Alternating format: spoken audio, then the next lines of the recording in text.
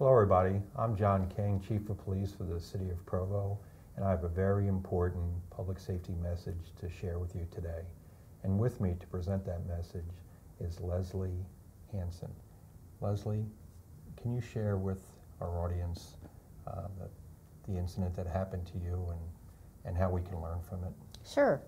Well, just a little introduction. I grew up here in Utah County, and my husband worked for Provo City for 30 years and retired, and we decided to move down to St. George for the warmer climate, and we're active and like to do things outdoors. And we'd only been there about 6 months, and we were out for a morning walk, and we were involved in an automobile pedestrian accident. There was a woman who was texting. She was driving over the speed limit. She was not paying attention to what she was doing, and she ended up rear-ending a gentleman and pushed that gentleman's car into us on the sidewalk. My husband died shortly after impact, and I sustained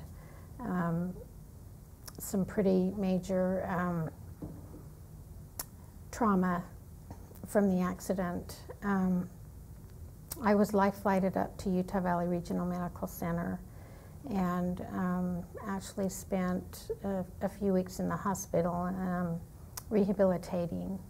When I got out of the hospital, my daughter let me know that the person that had caused the accident had been texting, and it was such a shock to me because I never thought about the dangers of texting and the outcome that happened to us because of someone that was doing that. And that's part of the important message that you've shared with me, and the video that we'll see as part of this, where your daughter shares with the audience too, is that this distracted driving, using devices while you're operating vehicles, can happen to any of us. And no one goes out with the intent of working a device thinking they're going to harm somebody. And yet, here's a prime example, and thank you for sharing with us. I know it's very raw. But I think it's a good way to share with the audience. And this is part, when we enforce traffic laws in Utah, we look for a couple of different E's, and it's education, enforcement, and environmental design. And with distracted drivers, we really don't need the environmental design. It's really the education and then the enforcement part. And so the folks out there can be aware the Provo police are going to be enforcing it, but we'd like to prevent it first, so this is part of the education. Right. And I'm so grateful. I'm grateful that Provo City has jumped on board. We started a campaign right after I came home from the hospital, and we've been, like you said, the education. We've been going into high schools and speaking. We've talked to Utah Highway Patrolmen, we've talked to cities, mayors, lots of business groups, and the biggest thing for us is that we want people to know that there are laws against texting. We want them to know the dangers of it, and we want to just do everything that we can to get the awareness out there. And so I'm grateful that you're interested in getting the city on board and really trying to enforce this, because it is such a dangerous thing. And what we're going to do now, we're going to show a video that's a reenactment of the collision, and then after we show that to the audience, we'll come back and have a few final words. Okay. On March 4th, 2013, a tragic traffic accident took place in St. George, Utah, on Dixie Drive at the Santa Clara River Bridge. 2 pedestrians lay critically injured in a chain of events that never should have happened.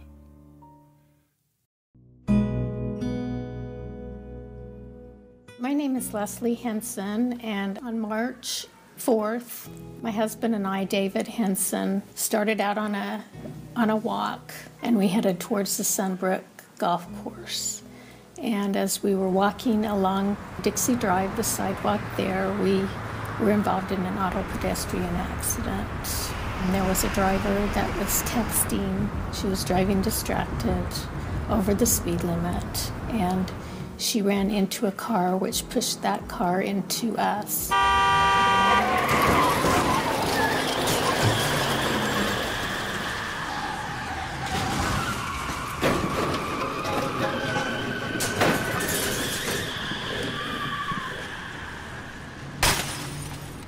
My husband David was killed on impact, and I sustained several injuries. I have a fracture in my neck and 2 in my back, and I had trauma to my head. I received over 5,000 stitches and staples in my skull, and I had the greatest professionals help put me back together.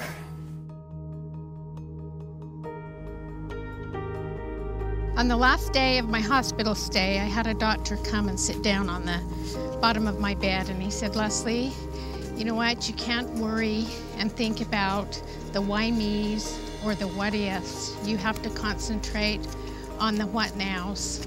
And so our family got together and we decided that we were going to do something about the texting and the driving and the cell phone use in cars, because it took away my husband and their father and our grandkids' grandfather.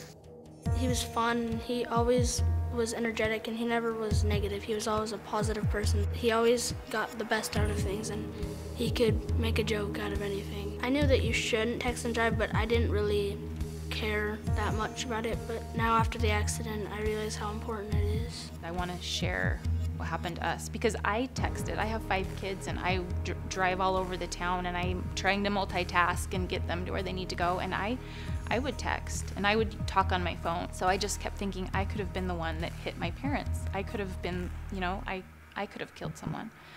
And that really hit home for me, thinking how selfish it really is. I've gotten to know Leslee and her family after this tragedy. That could happen to any one of us. That could happen to you, and it could happen to me. The St. George Police Department is excited to participate in the anti-distracted driving campaign. We're doing all that we can do to make our roads safer here in the city of St. George. We encourage the public to please put down your cell phones, stop using them while driving, and make our roads safer for everyone involved. We've always had a close relationship, but it's been really neat for me to see truly how strong she is, how she can be hit by a car and lose her spouse and get up and try to serve someone else, you know. And so it's been good. It's been good to see the good that's come from this. I'm seeing it firsthand, to see how she's growing and she's becoming stronger.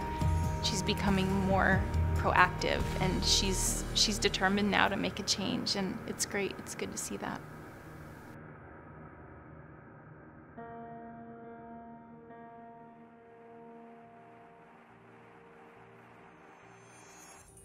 Wow, Leslie, that's very powerful. Every time I see the video, I think not only about the tragedy and how it could be prevented, but about your personal courage and the courage of your family. And so thank you for providing that leadership and making some good out of a really terrible situation. So thank you for that. Oh, you're welcome. Well, thank you. And we felt like we had to do something, you know, in honor of Dave. This just couldn't be this senseless accident that happened. And so we are just hoping that with our cities and the police departments, that we can really get out there and save lives. That's our ultimate goal, is to really save lives. Right. So for the audience out there, hopefully this was the education part. Please make a promise to yourself and not to use your device while you're driving. It's very difficult to do, but we have to make that promise. And then talk to your friends and family about it. And if that all fails, the Provo police are going to do the enforcement part on distracted drivers. Thank you very much, Leslee. Thank you.